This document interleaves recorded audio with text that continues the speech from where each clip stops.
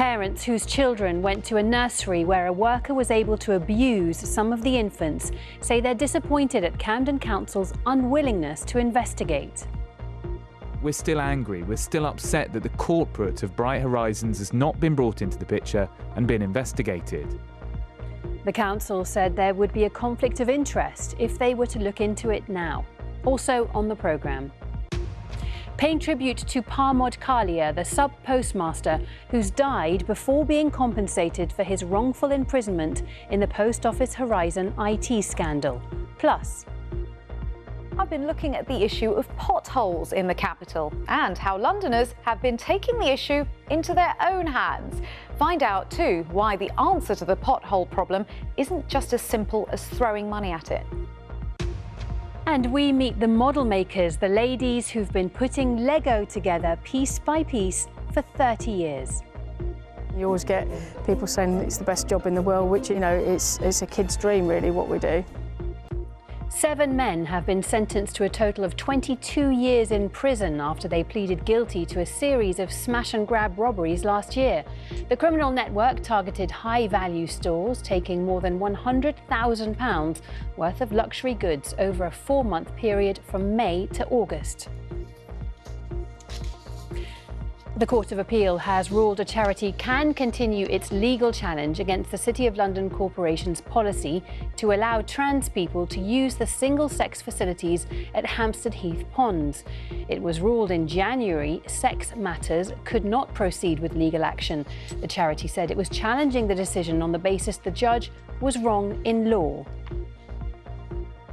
And the search is on for the holder of a winning national lottery ticket worth £10.6 million before the prize is withdrawn. The unclaimed lotto jackpot ticket was bought in Bexley and matched all 6 numbers in the draw on the 4th of October. Players have till the 2nd of April to come forward. Now for some of the stories on the BBC News app, like police dog Khan from Essex, who's been crowned regional champion and is off to the National Police Dog Trials. Or the secret tunnels in the Surrey Hills that are to open for the first time since the 1970s. And over in Hertfordshire, the peregrine falcons are back in St Albans, and you can catch them on the cathedral's very popular webcam. For more on those stories, head over to the app. More than 6,500 crimes relating to child sexual abuse images were recorded by police in London and the South East over a year. That's according to new figures from the NSPCC. The charity is calling on tech companies to improve technology to block images. The charity Sex Matters has won the right to continue a legal challenge over rules allowing trans people to use the single-sex facilities at Hampstead Heath's swimming ponds. And line bikes will be banned from being hired or parked in Richmond after the council agreed to award operating rights to rival company Forest.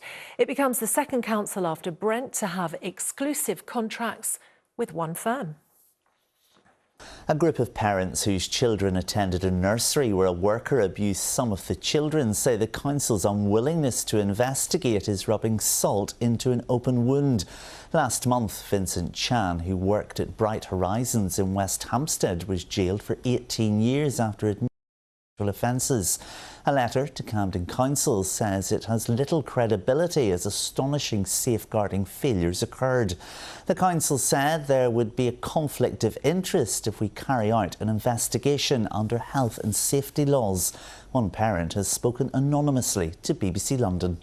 We feel some relief. We feel like justice is being served to him as an individual, but we're still angry. We're still upset that the corporate of Bright Horizons has not been brought into the picture and been investigated. A long-running battle over an allotment in West London and one of the richest men in the country has ended after a deal with the local authority. The Duke of Northumberland's estate wanted to build flats on this site in Isleworth, which has been allotments for more than a century. The community has spent years fighting the plans, and now Hounslow Council has agreed to lease the land for 24 years, saying it preserves a patch of paradise loved by local people.